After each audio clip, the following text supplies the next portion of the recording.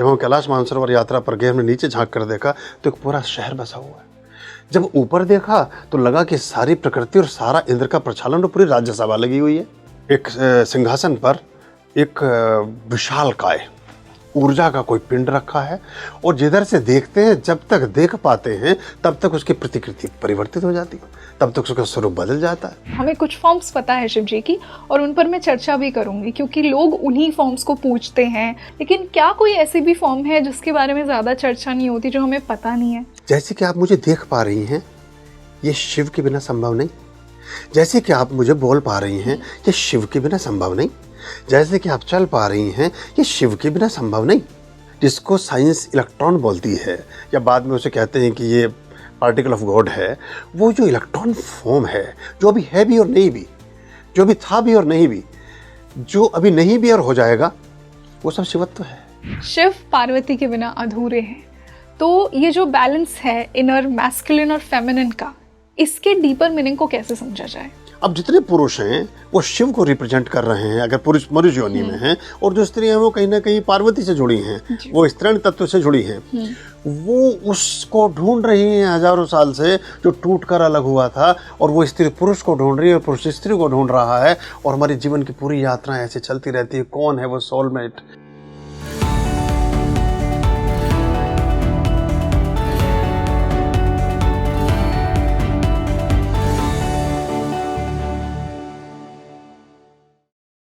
Hello, मैं हूं आपके साथ Rangoli Sharma and welcome back to your favourite spiritual podcast speaking tree.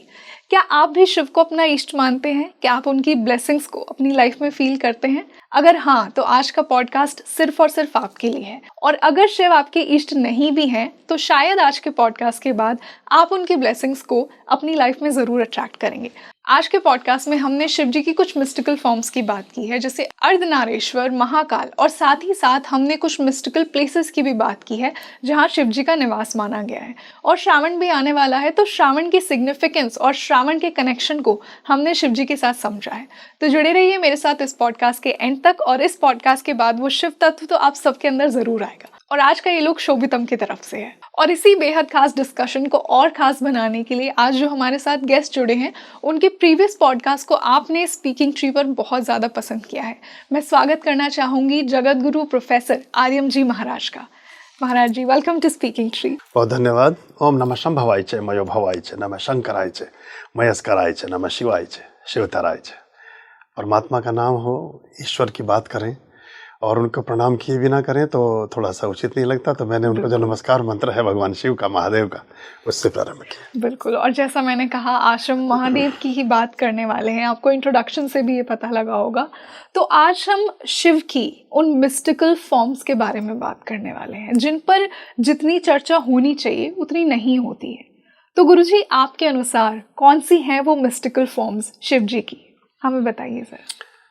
Shiv स्वयं में ही ऐसे हैं कि जिनके बारे में हम जितना जानते हैं, ऐसा लगता है कि उतना ही कम जानते हैं। और जैसा एक सीढ़ी हम चढ़ते हैं, जैसे जो स्वर्ग की सीढ़ी है, स्वर्ग की सीढ़ी कैलाश मानसरोवर में है। तो जब हम जहाँ से पांचों पांडव गए, या इंद्र जहाँ से प्रचालन करते हैं, पैर धोते हैं भगवान शिव के कैलाश में बैठे, तो वो सीढ़ियाँ इधर से दिखती हैं। और जैसे ही आप 4 सीढ़ी पर जाते हो तो पीछे की 3 गायब हो जाती। जैसे 5वीं सीढ़ी पर जाते हो पीछे की 4 गायब हो जाती। जैसे 7वीं सीढ़ी पर जाते, टोटल 9 सीढ़ियाँ हैं, तो जैसे ही आप 9वीं सीढ़ी पर पैर रखते हैं 8 सीढ़ियाँ पीछे की गायब हैं। क्यों? तो ये तो द्वार, जो दरवाजा है, जो जहाँ तक चलते हो आप, वहीं से उनका रहस्य शुरू हो जाता है। क्योंकि वहाँ सिर्फ जाया जा सकता है, वहाँ से वापसी नहीं है। और शिवत्व ऐसा ही है, जैसे शिवत्व के महासागर में आप भस्मीभूत होते हैं, तिरोहित होते हैं, आप डुबकी लगाते हैं, फिर कुछ बचता नहीं है वापसी के लिए कहीं। वो जब बुद्ध पर उतरते हैं तो एनलाइटेंड मास्टर के रूप में उभर आते हैं। जब वो महावीर पर उतरते हैं, जब वो इवन हम कहते हैं भगवान बुद्ध के बारे में, हम सोचते हैं शायद उन्होंने वो कैलाश की परिक्रमा की। उन्होंने, गुरु नानक देव जी ने भगवान शिव को आराधा है। तो और जो दशमेश गुरु हैं, गुरु गोविंद सिंह, वो कहते देही शिवावर मोही ये शुभ कर्मन तो कभी न टरो और सो जब जाऊं लरो, निश्चय कर अपनी जीत करो। 7 पर्वत होवे थे जहाँ, सप्त सिंधु सोवत है जहाँ, तहाँ हम घोर साधना साधी, महाकाल कालिका आराधी। ये गुरु गोविंद सिंह जी ने अपनी आत्मकथा विचित्र नाटक में लिखा है। तो मिस्टिक, अब गुरु गोविंद सिंह कहते हैं कि जब मैं जाता हूँ स्नान के लिए तो वहाँ मुझे एक प्रतिछाया दिखाई देती है जल पर तैरती हुई, और जब मैं उसको छूता हूँ जल को आचमन के लिए तो वो छाया खड़ी हो जाती है मेरे सम्मुख, और जब मैं ऊपर देखता हूँ तो सिर्फ सहस्त्र नेत्रों से कोई एक आकृति मुझे नजर आती है। ये सारे के सारे रहस्यवाद हैं जो शिव से जुड़े हैं। जब हम कैलाश मानसरोवर यात्रा पर गए, हमने नीचे झांक कर देखा तो एक पूरा शहर बसा हुआ है। जब ऊपर देखा तो लगा कि सारी प्रकृति और सारा इंद्र का प्रचालन और पूरी राज्यसभा लगी हुई है। एक सिंहासन पर एक विशालकाय ऊर्जा का कोई पिंड रखा है, और जिधर से देखते हैं, जब तक देख पाते हैं तब तक उसकी प्रतिकृति परिवर्तित हो जाती है, तब तक उसका स्वरूप बदल जाता है। इधर से आपको दिख रहा है कि जैसे 10 आंखें हैं, थोड़ा सा इधर को हुए तो वो 20 दिखने लगी, कहीं पीछे को चले गए तो 1000 दिखने लगी, और थोड़ी देर बाद ऐसा लगा कि जैसे कोई एक ज्योति का ही पुंज रखा हुआ है या सहस्त्र ज्योतियों में वो विकिरणित हो गया है। और उसके आसपास में जिनकी हमने परिकल्पनाएं की हैं, चाहे वो सप्तऋषि हैं, चाहे वो हमारे नक्षत्र हैं, चाहे हमारे ग्रह हैं, चाहे हमारे गैलेक्सी है। अभी तो जिस गैलेक्सी को हम जानते हैं, ये गैलेक्सी को हम जानते ही नहीं है। ये जो सूर्य हैं ये हमारे पड़ोसी सूर्य हैं, ऐसे गैलेक्सी में हजारों सूर्य हैं और ऐसी हजारों आकाश गंगाएं हैं। ये तो एक हमारे वाले सूर्य हैं। तो वो अधिपति जो शिव हैं, वो तन में मनः शिव संकल्पमस्तु, वो सारे ब्रह्मांड के मालिक हैं। हम अभी एक टेरिटरी की बात कर रहे हैं। हम कह रहे हैं डिस्ट्रिक्ट के कौन डीएम हैं, या यहाँ के कौन मेयर हैं, या इस प्रदेश के कौन मुख्यमंत्री हैं। ये तो हमारे वाले शिव हैं। और जो शिव हैं उनकी तो पूरी दुनिया है ये। वो टिटलिस में आप स्विट्जरलैंड में जाएंगे तो वहाँ भी वो उनके स्वरूपों की पूजा कर रहे हैं। तो ये पूरी दुनिया में अगर सबसे ज़्यादा कोई मिस्टिकल, कोई रिलीजियस, कोई स्पिरिचुअल, कोई कहना चाहिए जो आपकी सोल को जोड़ता है, और चूंकि शिव एक शक्ति है और शिव एक ऊर्जा है, ना उनके जन्म का कोई उल्लेख है और ना उनके पलायन का, उनके महाप्रयाण का किसी प्रकार का कहीं कोई उल्लेख है, क्योंकि वो ऊर्जा है। और वो उनके बिना देखे कोई प्राणी, कोई भी मनुष्य कभी भी निषेचित नहीं हो सकता। जैसे कोई भी अंडाणु और शुक्राणु मिलकर के एक बच्चे को जन्म देते हैं, तो शिव की दृष्टि के बिना किसी का भी जन्म नहीं हो सकता, चाहे वो शिव को माने चाहे शिव को ना माने। ये एक बड़ी मतलब, अब आप चाहे वो किसी भी मजहब में पैदा होता हो, मजहब तो मान्यता है 600 साल पहले नहीं थी, 1400 साल पहले नहीं थी, 2000 साल पहले नहीं थी, 5000 साल पहले नहीं थी, लेकिन जो शिवत्व है वो 80,000 वर्ष पूर्व भी था जी। जो हमारे ऋग्वेद में जिसका उल्लेख हमें प्राप्त होता है, ईशावास्यम इदम सर्वम यत् किंचाम जगत्याम जगत। परमात्मा इस जग के कण कण में विद्यमान है, और परमात्मा वो वही शिवत्व है जिस पर हिग्स और बोगोस को नोबेल मिलता है 2012 में, जो जर्मनी के साइंटिस्ट रहे हैं कि पार्टिकल्स ऑफ गॉड की उन्होंने खोज की। वो वही है, वही सूत्र है, शिव का ही सूत्र है वो, जिस पर उन्हें वो मिला है, नोबेल मिला है। तो गुरुजी, क्या कोई ऐसी भी फॉर्म है शिव जी की जो अनएक्सप्लोर्ड है, जिस पर लोग बात ही नहीं करते हैं ज़्यादा? हमें कुछ फॉर्म्स पता है शिव जी की, और उन पर मैं चर्चा भी करूंगी क्योंकि लोग उन्हीं फॉर्म्स को पूछते हैं, लेकिन क्या कोई ऐसी भी फॉर्म है जिसके बारे में ज़्यादा चर्चा नहीं होती, जो हमें पता नहीं है? मैं ऐसी फॉर्म पे चर्चा करता हूँ जिसके बारे में हमें सबको पता है, लेकिन उसके बारे में कोई ज्ञान ही नहीं है। जैसे कि आप मुझे देख पा रही हैं, ये शिव के बिना संभव नहीं। जैसे कि आप मुझे बोल पा रही हैं, ये शिव के बिना संभव नहीं। जैसे कि आप चल पा रही हैं, ये शिव के बिना संभव नहीं। जैसे कि आप कुछ भी कर पाती हैं, हर मोमेंट के प्राण, इसीलिए वो मंदिर में भी विराजित है, और जब हमारी देह में तत्व नहीं रहा, प्राण नहीं रहा, तो शमशान में भी विराजित है। अकेले देवता हैं कि मंदिर में भी आप उनकी पूजा करते हो और शमशान में भी बैठे हैं विभूति लगा करके। मृत्यु के भी देवता हैं वो, जीवन के भी देवता हैं।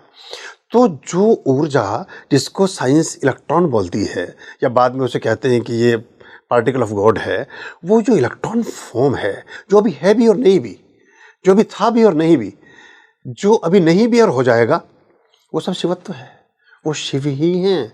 तो कोई आदमी अगर ये कहता है कि मुझे भगवान जी ने क्या दिया, ये कहने लायक बचा है तो ये भगवान जी ने ही दे रखा है उसको, वरना तो दृष्टि घूमती तो वो आदमी मिलता। बड़े बड़े जो ओलंपियन हैं वो आधे घंटे में लोटा लेके 4 बार वॉशरूम जाते हैं, ये तो उनकी ताकत है। और बाकी जो वो चल रहे हैं और ये मेडल्स और ये ख्याति और ये बिल्ले और मेडल जो भी लगता है कहीं दुनिया में उपलब्धियाँ, ये सब उपलब्धियाँ शिव से प्राप्त होती हैं।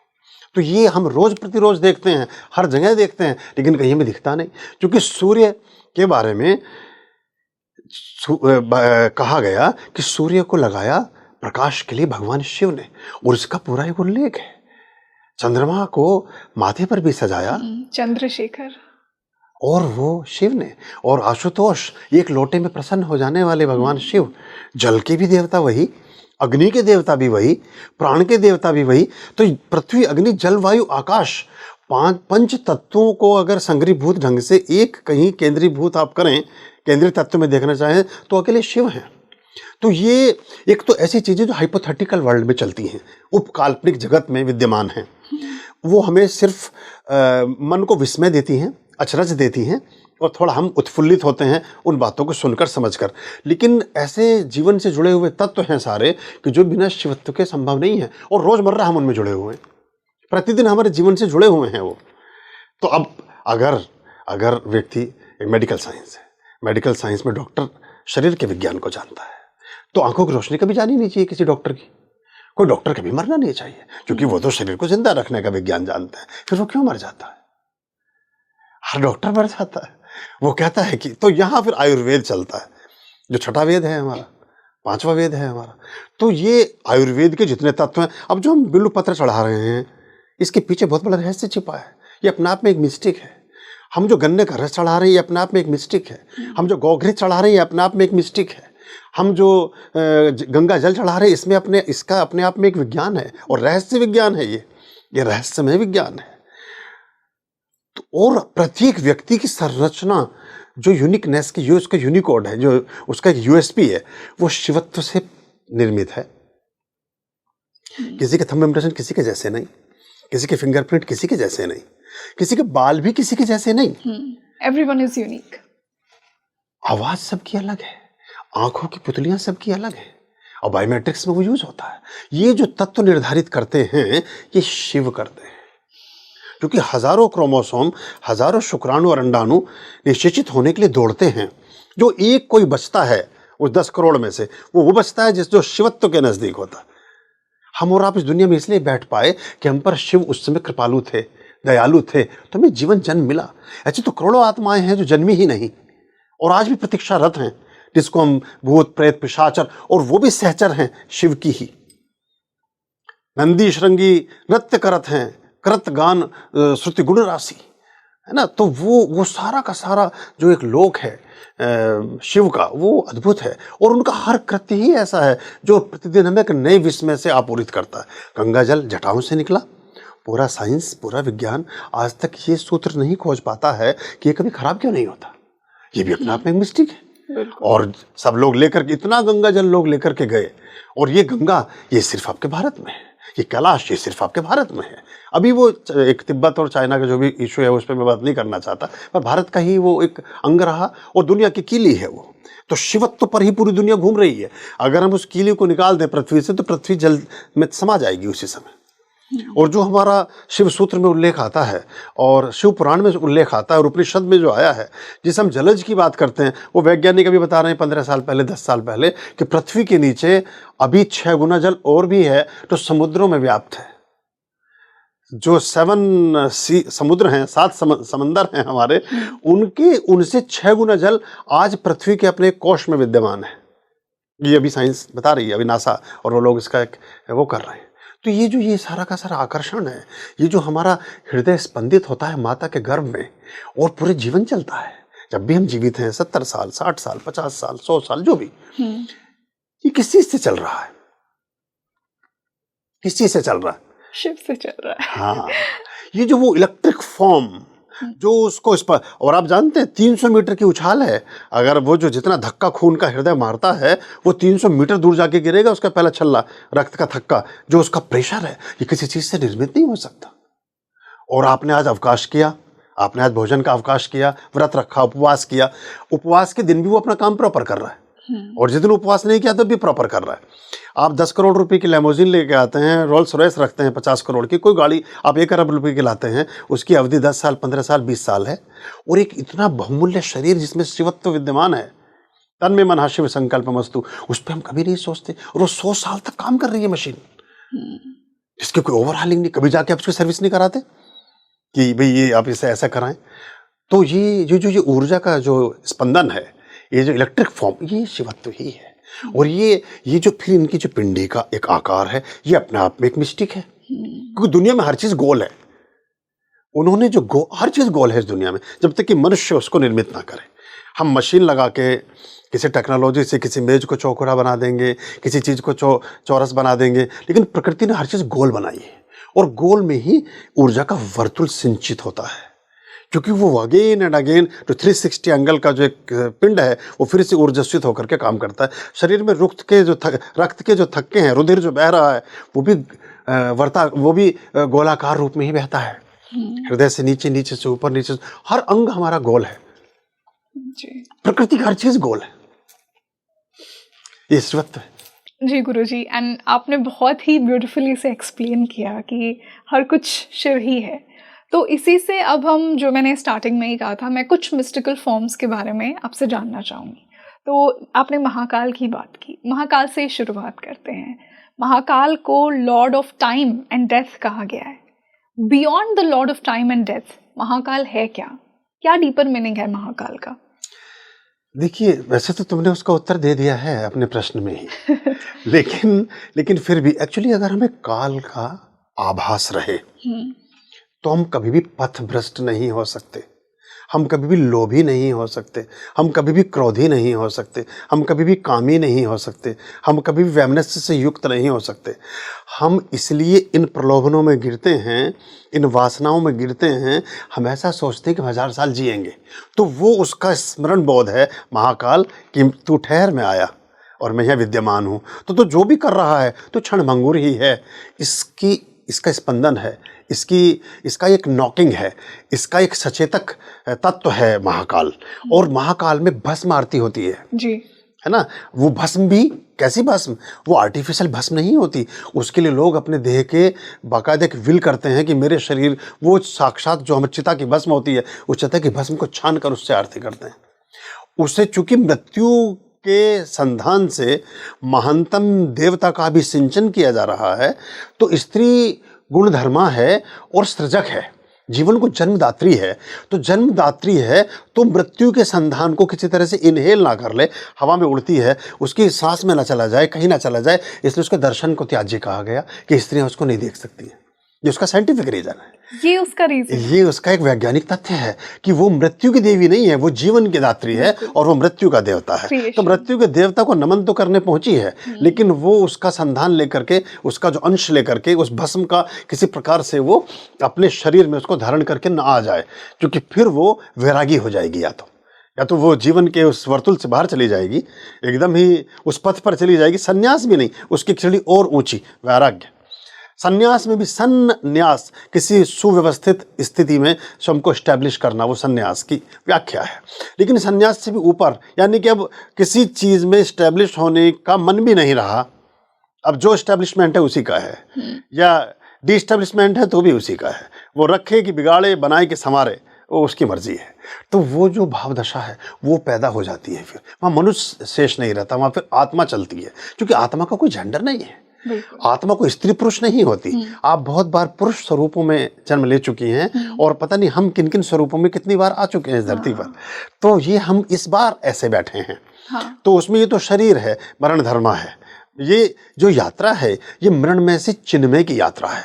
तो जो शिव हैं, महादेव हैं, महाकाल हैं, वो आपको प्रतिपल इस बात का बोध कराते हैं कि तू मरण में है और चिन्मय बन, और चिन्मय बन के फिर मरणमय बन। अब ये यात्रा, ये बड़ी अद्भुत है। ये किसी धर्म में नहीं है एक्चुअली, ये किसी और धर्म इसको पकड़ ही नहीं पाया।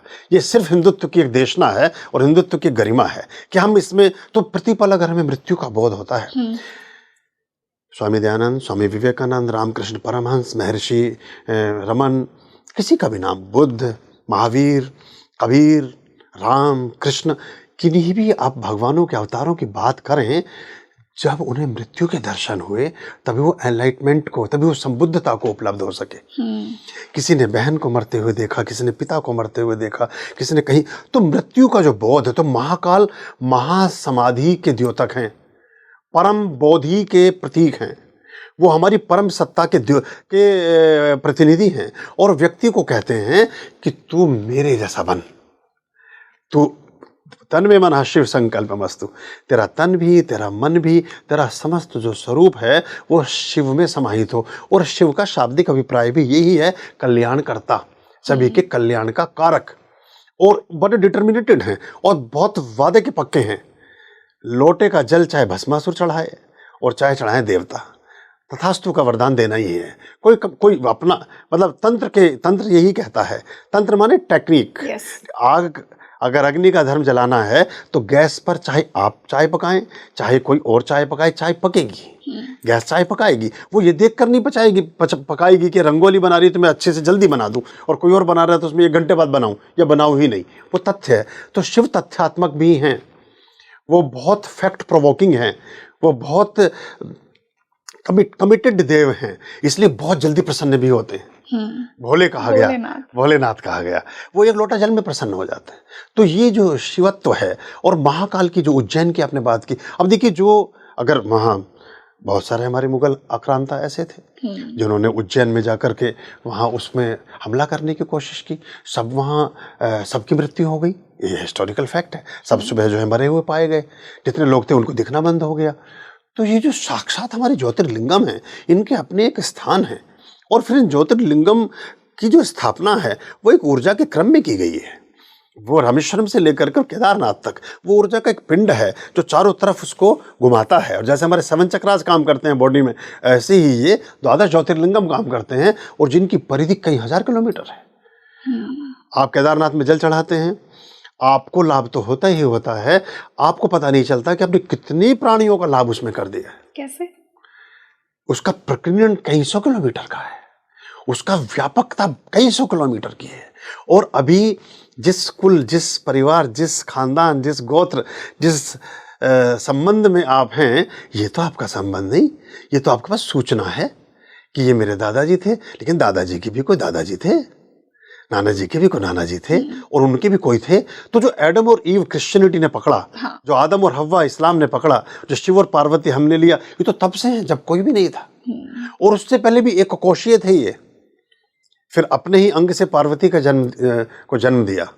ये वो अपने आप में बहुत बड़ा रहस्य था। जैसा जो आज भी उसको रिप्रेजेंट करते हैं, वो पैरामेशियम और मीबा है, वो उसको रिप्रेजेंट करते हैं। और जो ग्रहों पर प्राणी हैं, जैसे आपने कहा कि कैसे करते हैं, और ग्रहों के प्राणियों को भी अब अगर शिव की पूजा प्रार्थना यहाँ करते हैं, उनको लाभ मिलता है। जैसे कि ऑक्टोपस हमारी पृथ्वी का प्राणी नहीं है, ये जो उल्का पिंड है, उल्का पिंड में आया हुआ प्राणी है, वो उस जगत को रिप्रेजेंट करता है जहाँ रहने वाले प्राणियों का रक्त नीला होता है। Really? क्योंकि यहाँ के प्राणियों का रक्त कभी नीला नहीं होता। जो उल्का पिंड टूट करके पृथ्वी पर गिरे, वो पानी के संसर्ग में, और वहाँ से नए जीव जन्म का जन्म हो गया। ऐसे कई जानवर हैं जितने धरती के नीचे ऐसी बहुत सारी मछलियाँ हैं जो पूरे समुद्र को प्रकाशित किए हुए हैं। हजारों मीटर नीचे ऐसी बहुत सारी मछलियाँ हैं। वो बिजलियाँ भी छोड़ती हैं, लेकिन बिजली पर्टिकुलर उसको चलती है, जैसे ब्लूटूथ का कनेक्शन होता है, वो बिजली उसको चलेगी। एक मछली को खाने के लिए दूसरी शार्क चली तो इससे बिजली उसको लगेगी। ऐसी बिजली नहीं है कि मैं पकड़ूं कि आप पकड़ें, सबको लगेगी। वो बिजली उसको लगेगी जो उसका शत्रु है। तो ये एक बहुत बड़ी बात, ये सब शिवत्व है। शिव को हम एक, और जो प्रतिमाएं, जो स्वरूप अभी आप देख रहे हो ना, ये फिल्मों का स्वरूप है। ये हमने काल्पनिक रूप से, हमारे लोगों ने पेंटिंग्स में और उपन्यासों में और मूवीज में इसका चित्रण किया। शिव बिल्कुल डिफरेंट है। मैं ऐसा बिलीव करती हूँ कि वो अगर आप उन्हें देखोगे तो कोई भी आदमी शायद पहचान नहीं पाएगा। अगर वो, पहली बात तो कोई आदमी जैसे नहीं है, ये हमें समझना चाहिए। कोई ऐसा नहीं जैसे हमने चित्र बना दिया क्लीन से वो बैठे, वो ऐसे मिलेंगे, पता चला कि कपड़ती कहा गया, ऐसे कि जिनकी दाढ़ी इतनी गुथी हुई है कि उसमें दीमक भी रह रही है, एक तरफ दूसरे जानवर भी बैठे हुए हैं। तो वो उनका जो स्वरूप है, 1000 नेत्रों वाले हैं, आप उन्हें कभी देख ही नहीं सकते हैं। इतना, अब कैलाश में जब हम कदम रखते हैं, एक स्थान आता है प्रक्षालन, जहाँ चरण स्पर्श बोलते हैं, वहां से आगे मैग्नेटिक फोर्स ऐसी है कि आप आगे बढ़ते हैं और वो आपको पीछे खींचती है। आप आगे कदम रखते हो और वो 2 कदम पीछे चले जाते हो आप। वो लोगों ने जो वहाँ साधा है उन्होंने उसको फील किया है। और अगर आप आगे चली गए जिद करके और लेट कर या किसी तरह से, फिर आप वापस नहीं आ सकते कभी। जहाँ वो स्वर्ग की सीढ़ियाँ लगी हैं, मैं बता रहा हूँ, आगे की दिखती है, पीछे की गायब होती जाती है, चढ़ते जाइए पीछे से गायब होती जाती है। तो इस बात को बताती है कि जीवन में जब आप आगे बढ़ते हैं तो पीछे की कोई चीज़ आपके प्रगति की बाधक नहीं होनी चाहिए, वो आपके पैर की बेड़ी नहीं होनी चाहिए। जहाँ चलो, जहाँ उड़ो, फिर छोड़ दो नीचे की धरती। अगर एक विमान ये सोचे कि मैं धरती पर भी रेंगूं और आकाश में भी उड़ूं, तो संभव नहीं है। या तो धरती पर रेंगेगा या तो आकाश में उड़ेगा। तो मनुष्य शिवत्व के साथ जुड़ करके आकाश में उड़ता है। और उसके जो सेवक हैं वो 10,000 साल पहले भी पुष्पक विमान यूज करते हैं। जो राइट ब्रदर्स की बात करते हैं 150 साल पहले, लेकिन 10,000 साल पहले जो रावण थे वो उनके जहाज में ही चल रहे हैं बैठ करके। रावण की भी चर्चा होगी एक और पॉडकास्ट में आपके साथ। तो गुरुजी, मैंने ऐसा ऑब्जर्व किया है कि कुछ लोग, एंड आई एम श्योर कि ऑडियंस से भी बहुत लोग इस बात से रिलेट करेंगे, कि उन्हें अचानक से महाकाल की तरफ से एक फैसिनेशन फील होता है। क्यों वो एक कॉलिंग उन्हें आती है? क्यों वो उसी क्षण अट्रैक्टेड फील करते हैं? क्या इसका भी कोई कारण है कि एक पर्टिकुलर टाइम पे भगवान आपको चूज कर रहे हैं? हमेशा बिना उनकी चॉइस के तो आप कुछ भी नहीं कर सकते। बिना उनकी मर्जी के एक पत्ता भी नहीं हिलता है। ये जो कहावत बनी है ऐसे ही बनी है। तो वो जैसे ही हमें आवश्यकता है उस तत्व की, क्योंकि वो चला रहा है आपको। आपने कोई एक प्लांट लगाया है कहीं, आपको जब उसकी देखरेख की जरूरत होगी तो उसके पास जाकर आप देखेंगे कि जब पानी डाला है किसी ने कि नहीं, इसका गमला टूट तो नहीं गया, ज़्यादा पानी तो भरा नहीं रह गया। तो आप एक पौधे के रूप में लगाया है शिव ने आपको इस धरती पर, तो जब उनकी जरूरत आपको पड़ेगी वो आपको देखेंगे, आपका ध्यान देंगे। हाँ, अगर आप शुद्ध हैं, पवित्र हैं, सभी अच्छी ऊर्जाओं से भरे हुए हैं, आपका प्रतिपल बहुत श्रेष्ठतम आयामों में व्यतीत हो रहा है, तो आप निकट हो जाते हैं शिव के। और फिर एक ऐसा स्थिति भी आती है कि आप शिव में ही हो जाते हैं। फिर हर घड़ी आपके साथ ही रहते हैं। फिर एक समय बुलाने की जरूरत नहीं है उसको। जितना भी हमारे रुग्णता आती है, जो महाकाल की बात आपने, जितनी बीमारियां हैं, शिवत्व की कमी से आती हैं। जब हमारी बॉडी में वो एलिमेंट कम होने लगता है तो हम रुग्ण होने लगते हैं। चूंकि जिसका नियंता, जो भाग्य की बात, जो ज्योतिष की बात, फलित ज्योतिष की करते हैं, तो मार्कंड ऋषि के पुत्र मार्कंडेय 12 साल की उम्र में उनके लिखा था कि इनकी मृत्यु हो जाएगी। लेकिन जब वो महामृत्युंजय का जाप करते हैं, तो फिर उन्होंने दुर्गा सप्तशती की रचना की, उन्होंने तंत्र के बहुत सारे ग्रंथों की रचना की, वो कर पाए।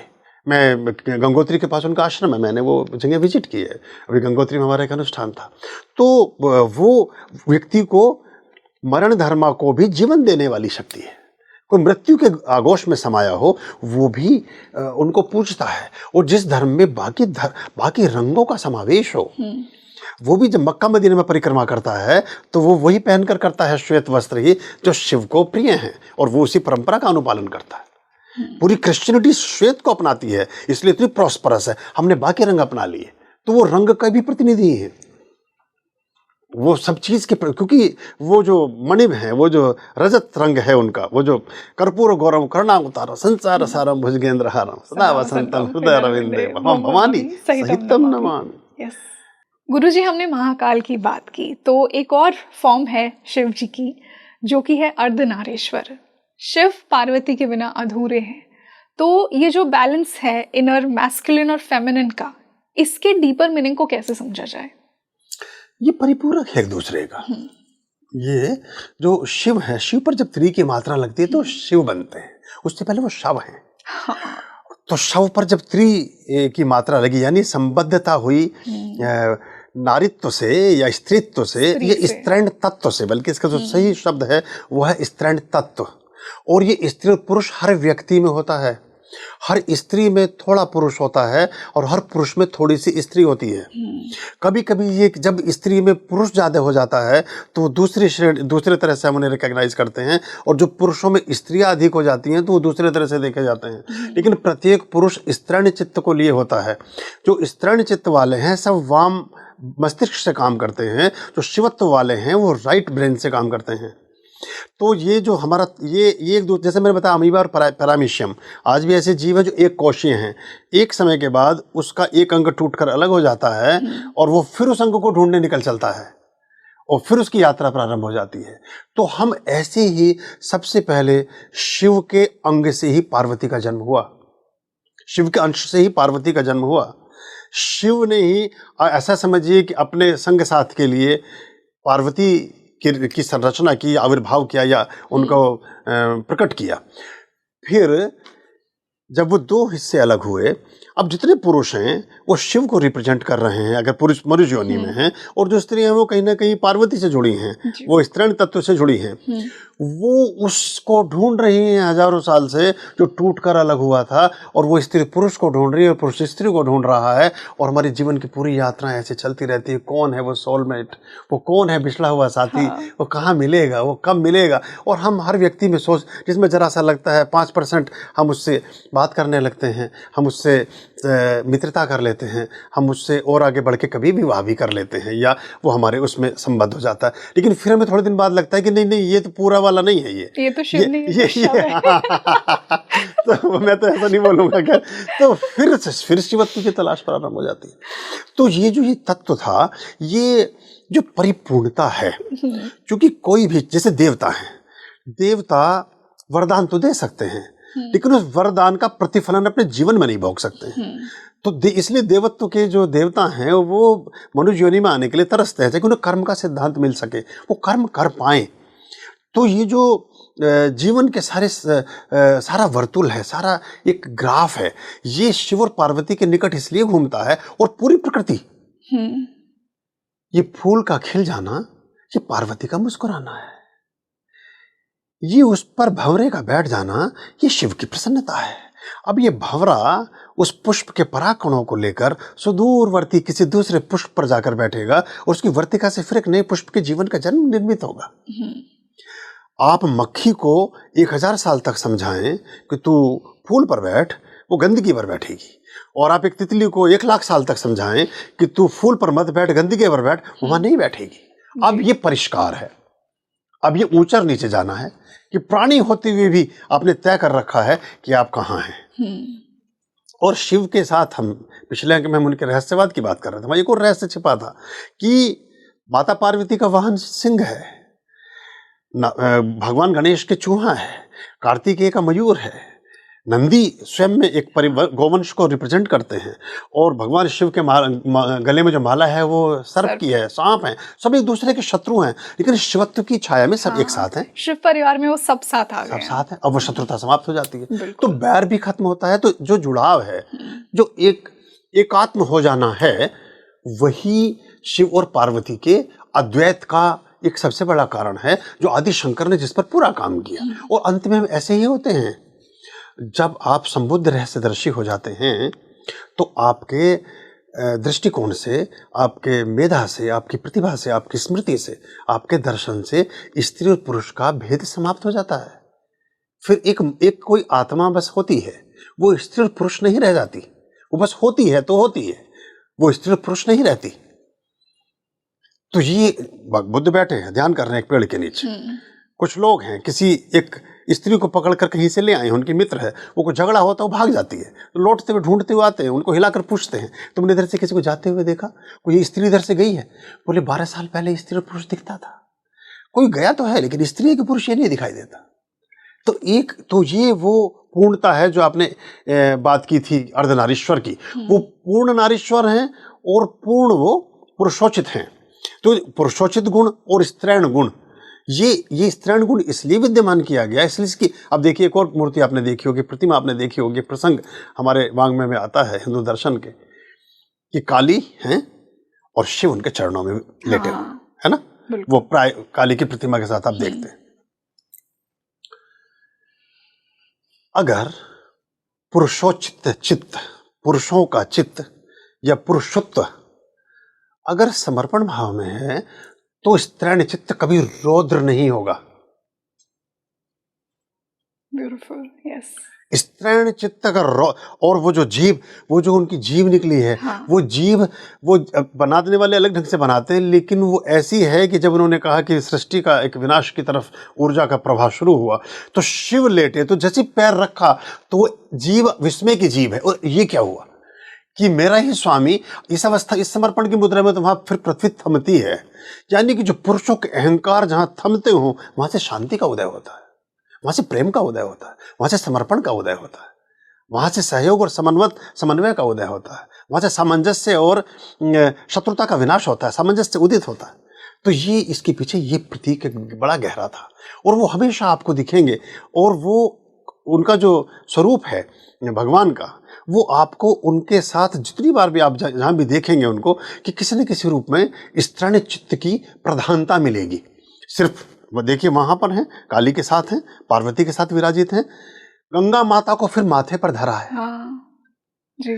चंद्रमा भी स्त्रैण ही हैं, इसलिए चंद्रमा को ज्योतिष में माता का कारक माना गया है।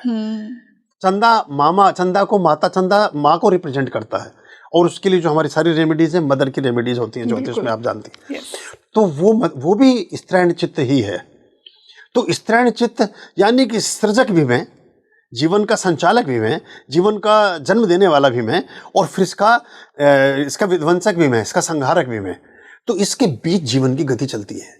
तो कभी भी आप निरंकुश ना होने पाएं, कभी भी आप अपने वर्तुलों से बाहर ना चले जाएं, कभी आप कितने बड़े शिव भक्त हों, लेकिन अगर अहंकार के बहुत अतिशय में चले जाएंगे, तो फिर वही शिव, वो आपने प्रसंग देखा होगा, रामायण में आता है कि शिव का संवाद हो रहा है, शिव से संवाद हो रहा है रावण का, और रावण उनको कहते हैं कि मैंने जो वरदान अर्जित किए हैं, ये अपने पुरुषार्थ से किए हैं। मैं आपके मंदिर के बाहर से निकलकर ऐसे जा नहीं रहा था कि आपने मुझे दे दिया, तो लेता जा, मैंने इसके लिए साधनाएं की, और आज आप राम का साथ देते हैं। तो कहते हैं कि साधना के साथ साथ चित्त की शुद्धि भी सर्वोपरि है, चिन्ह में भी होना बड़ा जरूरी है। और वो आप जानते हैं फिर कैसे भगवान श्री राम ने रामेश्वरम में ज्योतिर्लिंगम की स्थापना की, और फिर लंका विजय की, सब जानते हैं। तो गुरुजी अभी श्रावण भी आने वाला है, तो श्रावण में शिव जी के कौन से फॉर्म की हम पूजा करते हैं, और श्रावण और शिव का क्या कनेक्शन है? अभी आपने अर्धनारीश्वर की बड़ी अच्छी बात की थी। तो जो प्रकृति है, ये उनकी सहचर है। प्रकृति मतलब पार्वती, प्रकृति मतलब वसुधा, धरा, धरती, और धरती पर उत्पन्न होने वाली सब चीज जन्म ले रही है। जो भी चीज जन्म लेती है बिना पार्वती की कृपा के नहीं ले सकती, माध्यम है वो। तो हम बिल्वपत्र चढ़ा रहे हैं, तो बिल्वपत्र आपको वैसे पुल्लिंग लगता है, लेकिन वो स्त्रीलिंग है, वो वहाँ पूर्णता का द्योतक है। आप जल चढ़ा रहे हैं, जल देखने में पुल्लिंग लगता है बोलने में, लेकिन वो स्त्रीलिंग है, जो गंगा माता उसका के स्वरूप से निकला है, और वहाँ से अजरश्रावणी चली है, पूरा का पूरा जो गैलेक्सी है। तो शिव सावन चूंकि प्रॉस्पेरिटी का प्रतीक है, समृद्धि का प्रतीक है, प्रकृति का प्रतीक है, और सब तरफ हरियाली और वर्षा होने से सब तरफ जीवन का संचार उदित होता है। तो शिव उसके गहरे अध्येता हैं, जैसे उनकी लीला, उनकी रचना बन रही है। अब ऐसा समझे कि जैसे कैलाश में एक स्टोरेज है कि कितने मच्छर भेजे जाएंगे धरती पर, कितने पशु भेजे जाएंगे, कितने मनुष्य भेजे जाएंगे, किस देश में कितने जन्म होंगे, किस देश में कितनी मृत्यु होगी। जैसे कोई बड़ा सा कोल्ड स्टोर या कोई ऐसी जगह जहाँ इसका सब लेखा जोखा रखा जाता हो, वो कैलाश है। वहाँ से सारा संचालित होता है, और अलग अलग गण इसको नियंत्रित करते हैं, उनकी फिर ड्यूटीज़ लगती हैं, जिनको हम देवी देवता और अलग अलग फॉर्म में उसको मानते हैं। तो सावन शिव से संबद्ध है, और चूंकि इसमें प्रकृति अपने एक विशेष आयाम में होती है, तो चातुर्मास, चाहे जैनियों का चातुर्मास हो, चाहे हमारे प्रारंभ हो, पहला मास सावन होने के नाते चातुर्मास का पहला महीना सावन होता है। तो इसमें भगवान शिव की पूजा की जाती है, क्योंकि अभी देवशयनी एकादशी के बाद, देवशयनी एकादशी के 3 दिन बाद में अभी पूर्णिमा आएगी, आषाढ़ी पूर्णिमा आ गई। अभी हमारे गुप्त नवरात्र खत्म हुए, आषाढ़ी पूर्णिमा से अगले दिन श्रावण पक्ष का कृष्ण पक्ष शुरू हो गया, और श्रावण के फिर पूरे 4 पक्ष, 4 सप्ताह, दोनों पक्ष में 4 सप्ताह में हम अलग अलग ढंग से फिर शिव का अभिषेक और वो करते हैं। आपने कहा कि उनको जल चढ़ाते हैं हम, और जल गंगा जल का कहाँ से विधान शुरू हुआ? क्योंकि जो हमारे आसपास के जल थे, वो जलाशय थे, सरोवर थे, कुएँ थे, नदियाँ थी, वो प्राय अशुद्ध हो जाते थे बरसाव के पानी के कारण। तो उसमें ये कहा गया कि हम इनको चूंकि पवित्र जल से अभिषेक हम करेंगे, तो इसलिए गंगा जल लेकर आया गया, जो गंगा जल कभी अपवित्र नहीं होता। ये हैंडपंप नहीं थे, ये कोई टैब और टोटी, इसका ज़माना तो था नहीं। तो जल के जो स्रोत, नेचुरल स्रोत थे, वो इस समय अशुद्ध मान लिए जाते थे, क्योंकि पर्वतों से, सड़कों से, खेतों से, खलिहानों से सारा जल बह करके जलधाराओं में जाता था। तो पवित्र गंगा जल को ला करके अभिषेक सावन में किया जाता था। इसका एक विधान ये हमारे साथ रहा है। और सावन का मतलब यही था कि जो सा कहते हैं समान को, और वन कहते हैं चारों तरफ जहाँ प्रकृति ही प्रकृति हो, सारा ही वन जैसा प्रतीत होने लगे, वो सावन है। हर तरफ हरियाली ही हरियाली हो। क्योंकि जो विध्वंस है वो रेतीला, वो मरुस्थल, वो पथरीला, वो सूखा, वो जर्जर, वो कंटिका कीर्ण होता है। और जो भी समृद्धि है वो पुष्पित पल्लवित होती है पूरे पूरे प्रकृति के साथ।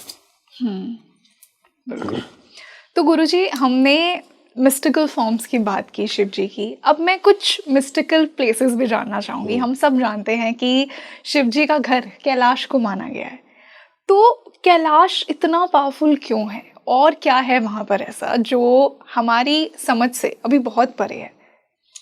देखिए, कैलाश में जैसे अस्तित्व के जगत की वो सारी बातें जो अब हमारी समझ से परे हैं, कि जैसे मैंने बताया कि हृदय का धड़कना, आँख का देखना, देख तो आँख रही है, लेकिन वो दिख कैसे रहा है, वो दिख कैसे रहा है। और सिर्फ आँख नहीं देखती, पत्थर भी देखते हैं, पेड़ भी देखते हैं, प्रकृति भी देखती है। ये हमें ऐसे प्रतीत नहीं होता, लेकिन उन सब में संवेदनाएं हैं, तो वो सब शिवत्व का अंश है। और जो कैलाश इतना रहस्यमय इसलिए है कि हम कभी भी, कोई जो संतान है वो अपने जन्मदात्री को, जन्मदाता को पूर्ण रूपेण कभी ना जान सकेगी। एक कविता अपने कवि को कभी ना जान सकेगी। हम उनकी एक छोटी सी कविता हैं, हम उनके 2 शब्द हैं, और वो विशाल शब्दों का एक अंबार है। तो हम जितनी हमारी बुद्धि और क्षमता होती है, जितनी श्रुति स्मृति होती है, जितनी मेधा और प्रतिभा होती है, उतना हम शिवत्व को या शिव के अंश को या बात को समझ और जान पाते हैं। हमारे मस्तिष्क की जो शिक्षा व्यवस्था है वो हर चीज़ के साथ एक कंपैरेटिव स्टडीज़ के साथ जुड़ी हुई है। हर चीज़ के तुलनात्मक अध्ययन से आप कुछ समझ पाते हो। मैंने गुलाब का फूल कहा, अब आपके दिमाग में चित्र बन गया उसका, लेकिन अगर ये चित्र बना हुआ नहीं होता तो गुलाब को रिकॉग्नाइज ना कर पाती आप। फिर चाहे गोबर की बात करता, चाहे गुलाब की, आपको फर्क ना नजर आता कुछ भी। क्योंकि नाम, अगर हम गुलाब का नाम गोबर कर दें तब भी वो सुगंध देगा, और गोबर का नाम गुलाब कर दें तब भी वो दुर्गंध देगा। लेकिन हम अब परसेप्शन से जीते हैं, और हर शब्द के आते हमारे मन में कुछ बनता है, क्योंकि वो श्रुति स्मृति का और शिक्षा का हिस्सा है। लेकिन कुछ देश ऐसे भी हैं जहाँ वो गुलाब को कुछ और बोलते हैं, जहाँ वो किसी चीज़ को कुछ और बोलते हैं, और यहाँ जो त्याज्य शब्द हैं वहाँ वो ग्राह्य शब्द हैं। ये तो जमीन आसमान का फर्क है। तो जो मूल तत्व है वो बहुत मैटर करता है। तो कैलाश एक ऐसी कीली है, जैसे मैंने बताया कि उसे निकाल लें तो फिर प्रलय है, और वो ऐसा मैग्नेटिक फोर्स है कि वहाँ अभी आप देख रहे हैं, अभी बहुत तेज़ वर्षा हो रही है, अभी आप देख रहे हैं अभी हिमपात हो रहा है, फिर थोड़ी देर में आप देखेंगे एकदम ब्राइट सनलाइट है, और कैसी यूवी किरणें हैं कि आपके रेटिना को ख़त्म कर दें। आपको चश्मा लगाना पड़ेगा यूवी का, प्रिस्क्राइब किया जाता है कि आप डायरेक्ट नहीं देख सकते सनलाइट को। ऐसी सनलाइट भी है। तो वो जो सारा का सारा एक ऊर्जस्व है ऊर्जा का, वो कैलाश का एक अपना मैकेनिज्म है, अपनी एक उनकी ऊर्जा का तंतु है। और कोई भी दुनिया का जितनी भी हवाई यात्राएं हैं, हवाई जहाज़ हैं, कोई भी कैलाश के सर के ऊपर से नहीं गुजरता है। एक बार रूस वालों ने प्रयोग किया था, वो उनका जहाज में पड़ा हुआ है, उन्होंने कहा नहीं परमात्मा नहीं पदार्थ है, और तो फिर वहाँ पट्टी लगाई उन्होंने कहा नहीं परमात्मा भी है, वो वहीं पे क्रैश होकर नीचे पड़ा हुआ है, नीचे वहाँ पट्टा भी लगा हुआ है साथ में। जब कैलाश मानसरोवर गए तो हमने देखा वहाँ, उन्होंने कहा नहीं भैया इधर से जाना ठीक नहीं है। वो चूँकि आदमी तो आदमी है, वो ऐसे मानता नहीं है चीज़ों को, तो वो जब तक अपने अनुभव से, खासतौर से विज्ञान, तो लेकिन जो ज्ञान है वो बड़ी चीज़ है, और विज्ञान उसकी विशेष शाखा है। तो विज्ञान तो कुछ भी नहीं समझ पाया है शिव के बारे में और बाकी चीज़ों के बारे में, और हर धर्म के लोग इसीलिए शिव को पूजते हैं।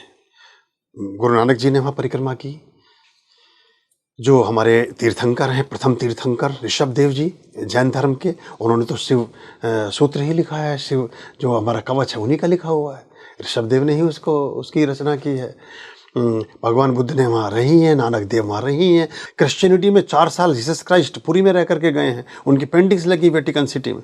मैं वहाँ विजिट किया हूँ, मैंने वो देखा, मैंने पूछा व्हाट इज दिस, तो कहते वी डोंट नो, उन्हें पता ही नहीं है। मैंने कहा ये अभिषेकम के समय की है, और उसके बाद जब सूली लगी उसके बाद भी वो 30-40 साल पहलगाम में रहे। अभी भी उनकी वहाँ एक कब्र बनी हुई है, समाधि है पहलगाम में, कश्मीर में, जीसस क्राइस्ट की।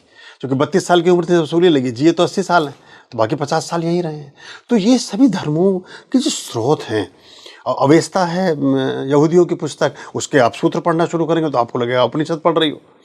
वो उपनिषद का यही चरवा है जो कोलंबस और बाकी लोगों ने जिस तरह से यहाँ से बाकी चीज़ों के अनुवाद किए, और मैक्स मुलर ने ज़्यादा किया उसमें, जो फ्रैंकफर्ट यूनिवर्सिटी में रखे हैं आज भी हमारे ग्रंथ। तो मूल तो शिव ही हुए ना, सब जुड़े तो उन्हीं से है ना। ये अपने आप में एक बहुत बड़ा रहस्य है। तो एक ही बिंदु है जिस बिंदु से सारी शाखाएं बह रही हैं, चाहे वो ज्ञान की हैं, चाहे विज्ञान की हैं, चाहे अस्तित्व की हैं, और चाहे जीवन की हैं। उसी ऊर्जा के पिंड से सारे तार जा रहे हैं सब तरफ जो फैल रहे हैं। तो गुरुजी, आज तक कोई कैलाश की मिस्ट्री को समझ क्यों नहीं पाया? इतना मिस्टीरियस क्यों है कैलाश? जैसे मैंने कहा कि कोई भी रचयिता से बड़ी रचना नहीं हो सकती। हमारे दिमाग की कुछ सीमाएं हैं, और हमारे दिमाग के कुछ परसेप्शंस हैं, कुछ पूर्वाग्रह हैं, कुछ चीज़ें हमने, जैसे कोई भी चीज़, मैं भी वही उदाहरण आपको समझाना चाह रहा था कि हमारे पास अगर रेफरेंसेस ना हो, जैसे मैं आपके बराबर में कहूँ कि एक स्वर्णाकार एक आकृति खड़ी है, आप इसको असत्य समझेंगे कि सोने की एक मूर्ति आपके सिर से ऊपर की तरफ इधर, या एक प्रतिमा इधर की तरफ खड़ी हुई है ना, ये एक नीले रंग का पिंड इधर जा रहा है। जिस कक्ष में हम बात कर रहे हैं, इस कक्ष में टेलीविजन के चित्र तैर रहे हैं, इस कक्ष में रेडियो की गाने बज रहे हैं, लेकिन इंस्ट्रूमेंट नहीं है। अगर रेडियो का फ्रीक्वेंसी सेट करेंगे तो गाना बजने लगेगा, अगर टेलीविजन का लगा के रख देंगे तो चित्र आने लगेगा। यानी है तो सब यहाँ, इस कक्ष में जीवन भी है, इस कक्ष में मृत्यु भी है, लेकिन हम देखने की क्षमता वाला इंस्ट्रूमेंट नहीं है, उसको रिकॉग्नाइज करने वाली चीज़ नहीं है। अभी मोबाइल, आपके मोबाइल में जो नंबर है, उस मोबाइल से जिस नंबर को मिलाएंगे उसी पर लगेगा। लेकिन मैं अगर आपको ऐसे डिजिट बताऊं जो एग्जिस्ट ना करता हो एयरटेल में या किसी कंपनी में, मैं आपको बोलूं कि 512 303 404 और फिर उसके बाद 10 जीरो, ये लगेगा ही नहीं कहीं, क्योंकि ये एग्जिस्ट नहीं कर रहा आपकी कैपेसिटी में। लेकिन ये नंबर हो सकता है। आपकी एयरटेल या जो भी कंपनी वो इसको रिकॉग्नाइज नहीं करती, इसलिए सर्विस नहीं दे रही है, लेकिन नंबर तो नंबर है। तो ये जो शिव का जो गहरा संबंध हमारे साथ जुड़ा है, वो इस बात को भी बताता है कि आप उनको कभी भी पूर्ण रूपेण समझ ही नहीं सकते हैं, आप जैसे ही समझते। और एक और गहरी बात है, मैं तो इतना बोल भी रहा हूँ, सच्ची बात तो ये है कि जैसे मैं कुछ बोलूँ ही नहीं। ये गूंगे का गुण है, ये खात जात मुस्कात जात, ये अनुभूति की विद्या है, ये अनुभूति के देवता हैं। बस आपने पाए। अब बुद्ध 7 दिन तक चुप बैठे रहे, देवताओं ने हिलाया उनको, भैया कुछ कहो, ओम मणि पद में हूँ। वो फिर भी बात उसी की कर रहे हैं कि जो सबसे बड़ा, जिसकी जो मणि पर विराजित है, मैं उसी के नाद की बात करता हूँ। लोगों ने बुद्ध को समझा कि ये नास्तिक है, उनसे बड़ा कोई आस्तिक नहीं है। वो अस्तित्व की बात कर रहे हैं, वो ध्यान की, वो अपने अंदर की डुबकी की बात कर रहे हैं। वही तन में मना शिव संकल्प बस, तो अंदर की तरफ डूब जाओ तो शिव को पालोगे आप। तो शिव जितना आप ज़्यादा जानते जाते हैं, उतना लगता है कि हम कुछ भी नहीं जानते और कुछ कह भी नहीं सकते हो आप। आपके ऊपर और ज़्यादा मौन आने लगता है कि आपको लगता है कि, क्योंकि कारण ये है कि मैं जो भी बताऊंगा आप उसको ऐसा समझेंगी कि जो आपकी स्मृति बोध का हिस्सा होगा, आपकी शिक्षा व्यवस्था का हिस्सा होगा। आपके जैसे अगर मैं ऐसी भाषा का इस्तेमाल करूं जो आपके बोध का हिस्सा नहीं है, तो आप समझ ही नहीं पाएंगे उसको।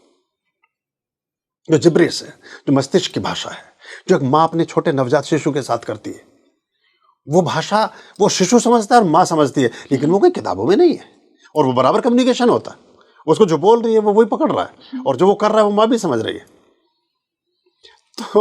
तो ये ऐसा ही है, ये माँ, ये भगवान शिव और उसके संतानों का संवाद ऐसा है कि उसके और उसकी समझ में तो आता है, बाकी दुनिया को जब भी समझाओगे वो लगेगा कि ये असत्य है, ये अपूर्ण है। बताने को आप बहुत सी बातें बता सकते हैं, लेकिन वो बातें बिल्कुल विस्मयकारी हैं और अनुभव का हिस्सा ना होने से काल्पनिक लगने लगती हैं। ऐसा लगता है कि ये शायद या तो दिमाग में खराबी आ गई है गुरुजी के, या कुछ इन्होंने कुछ ऐसा, क्योंकि ऐसे ऐसे लोग हैं कि हम उनकी बात करें। अब साइंस बताती है तो हम समझ जाते हैं कि ऐसा भी है। हमने बहुत पहले कहा था कि ऐसी भी दुनिया है जहाँ सोने की नदियाँ बहती हैं, जहाँ स्टोन्स, हीरे मोती के पेड़ हैं, लेकिन एकदम से लगेगा कि ये तो ऐसा संभव नहीं, चूँकि परसेप्शन आ रहा है। तो ये ऐसी ही दुनिया है। अभी उन्होंने कहा कि नहीं, हजारों सूर्य हैं, तो लोग मान रहे हैं, लेकिन हमारे शास्त्र में लिखा है, पाराशर जैमिनी ने बताया, तो उन्हें लोग नहीं मान रहे। ये सच्ची बात ये है, ये तब मान सकते हैं जब आप भी, जैसे आप कुछ चीज़ समझना है, सीखना है, सुनना चाहती हैं, आपका भी एक लेवल हो जाए तब समझ पाओगे। जैसे एक मैं अगर 5वीं कक्षा के विद्यार्थी को एमफिल या पीएचडी की थ्योरी समझाने लगूं तो उस बच्चे के सर के ऊपर से गुजर जाएगी। एक जो उसका अध्येता, जो उसका रिसर्चर है, स्कॉलर है, वो समझ लेगा कि ये चीज़ है। तो ऐसा हम मनुष्य जिनसे हम बात करते हैं वो 5वीं 4थी कक्षा के विद्यार्थी हैं, वो जो भी कहेंगे वो उसके पीछे कुछ और खोजते हैं, कुछ और सोचते हैं, कभी नहीं सोचते कि ऐसा भी हो सकता है। जी गुरुजी, आज के इस बेहतरीन पॉडकास्ट का अंत मैं उस अंत वाला जो शहर है जहाँ मोक्ष की प्राप्ति होती है आत्मा को, उसी से करना चाहूँगी। काशी, काशी को क्यों शिव की प्रिय नगरी कहा गया है? और जहाँ शिव की बात हो, ऐसा हो ही नहीं सकता कि काशी की बात ना की जाए। और ये भी माना गया है कि शिव जी के त्रिशूल पर काशी स्थापित है। तो काशी की जो स्पिरिचुअल सिग्निफिकेंस है वो भी मैं आपसे जानना चाहूँगी। काशी दुनिया का, बनारस दुनिया का सबसे पुराना शहर है, प्राचीन सभ्यताओं में से एक आता है। और काशी की गली गली में भगवान शिव हैं। काशी में हर कण में शिव का वास काशी में है। तो जो कहते हैं ना, जिसका भी जीवन में रस है बना हुआ, वो बनारसी है, वो बनारस है। अगर जीवन में रस नहीं है तो फिर वो काया से मुक्ति की ओर जाता है, जहाँ से फिर काशी है। तो दोनों घाट साथ साथ है। जीवन का रंग भी वही है और जीवन का त्याग भी वही है। उसी घाट पर खड़े होकर, मणिकर्णिका घाट से आगे जब जाते हैं हरिश्चंद्र घाट की तरफ, वहीं खड़े होकर के राजा हरिश्चंद्र जो भगवान श्री राम के वंश से आते हैं, वो वहाँ खड़े होकर के बिके थे।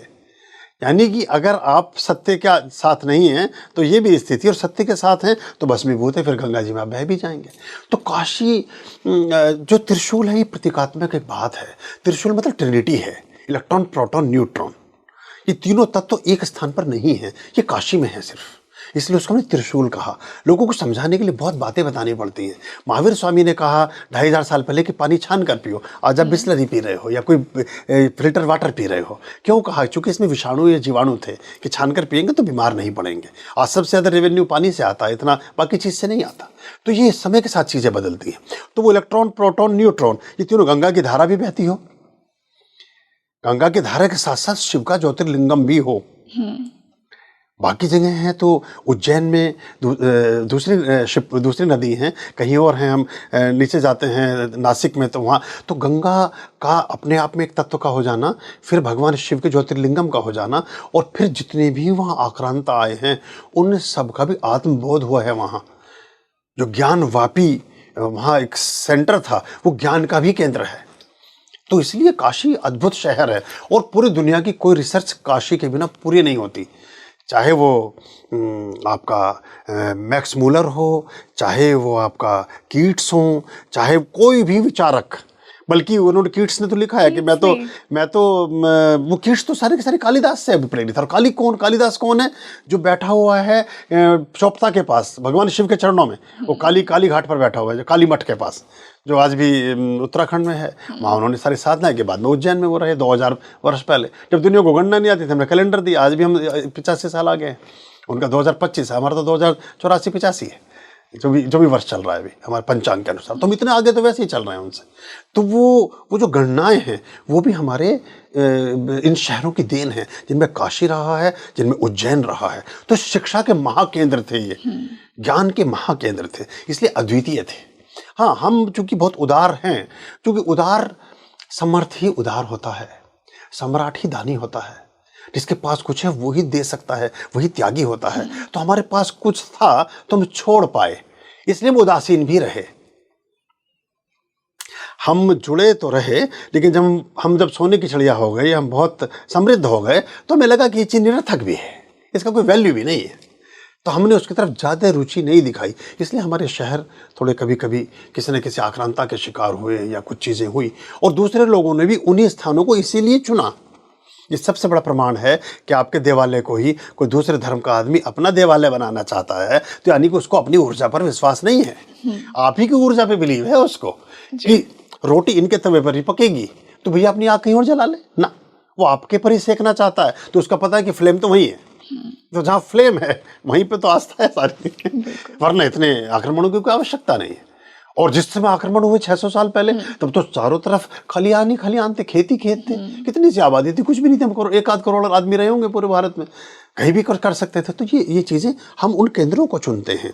तो जो भी बुद्धिमान या इस तरह का महत्वाकांक्षी राजा या मनुज या कोई भी आदमी रहा, उसने ऐसे स्थानों को चुनना चाहा, तो बनारस को इसलिए चुना, इसलिए उज्जैन को चुना, इसलिए बाकी शहरों को चुना। हाँ, साउथ में उतना नहीं जा पाए, तो हमारे वो केंद्र उस तरह से बचे भी रहे, क्योंकि उन जगहों के अंदर वो पात्रता वो पावर थी, वो शक्ति थी, और उन्होंने उसको अनुभव कर रहे थे वो, कि किस तरह से चीज़ चलती है, और वो उनकी समझ से परे थी। क्योंकि जब कोई चीज़ बहुत ज़्यादा रहस्य के परे चली जाती है, तो आदमी की सोच समझ से परे चली जाती है। तो गुरुजी, आज हमने इतनी शिव की बात की, तो ये सवाल उन लोगों के लिए है जो अभी तक शिव तक नहीं पहुंच पाए हैं। तो शिव की ब्लेसिंग्स को अपनी लाइफ में कैसे मैनिफेस्ट करें, कैसे शिव को अपनी लाइफ में अट्रैक्ट करें? अपने जीवन में संतुलन को रखें, अपने जीवन में समन्वय को रखें, यही बताते हैं वो, उनकी पंचायतन यही बताती है।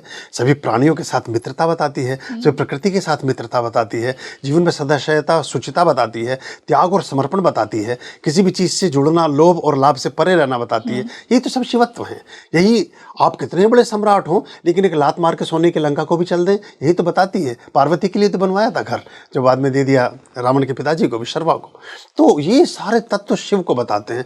जैसे ही तत्व आपके जीवन के अंदर समावेशित होते हैं, आपके जीवन का भाग बनते हैं, आप शिव की तरफ चलने लगते हैं और शिव आपकी तरफ चलने लगते हैं।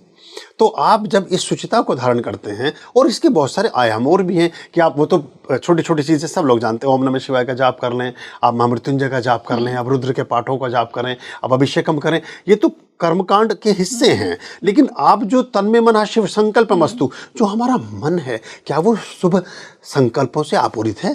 क्या वो सभी के कल्याण की बात सोचता है? क्या वो सभी के जीवन में सदाशयता की, शुचिता की, श्रेष्ठता की, अच्छाई की, शुभता की और सुख की कामना करता है? क्या वो सर्वे भवन्तु सुखिनः सर्वे सन्तु निरामया सोच पाता है? तो जब तक वो ये नहीं सोचेगा, तब तक वो शिव की तरफ ना जा पाएगा। तो इसलिए जितने और बाकी अवतार हैं, वो तभी पूर्ण हो सके जब वो शिव की शरण में चले गए। तो वो आदमी जो इन मूल्यों से, इन तत्वों से कहीं ना कहीं जुड़ा है, वो कहीं ना कहीं गहरे अर्थों में शिव से ही जुड़ा है। तो मतलब वो ट्रेट्स पहले अपने अंदर हमें लाने की जरूरत है, जो शिव का तत्व है। बिल्कुल। एंड आई डू होप गुरुजी, आज के इस पॉडकास्ट के बाद हम सबके अंदर वो शिव का तत्व जरूर आएगा। बिल्कुल। So thank you so much Guruji for joining us today. बहुत धन्यवाद आपका, और आप सबका भी, आपने अपना बहुमूल्य समय निकाल करके इस कार्यक्रम को देखा। ओम नमः शिवाय। ओम नमः शिवाय। सो गाइज, टेल मी कि आपको आज का ये पॉडकास्ट कैसा लगा? क्या आप भी शिव को अपना इष्ट मानते हैं? क्या आप शिव की ब्लेसिंग्स को अपनी लाइफ में फील करते हैं? हमने उनके कुछ फॉर्म्स की बात की, हमने कुछ मिस्टिकल प्लेसेस की बात की जहाँ शिव का निवास है। तो आप मुझे बताइए आपको आज का ये पॉडकास्ट कैसा लगा, और हम मिलते हैं जल्दी एक और बेहतरीन पॉडकास्ट के साथ। मैं हूँ आपके साथ रंगोली शर्मा। नमस्ते।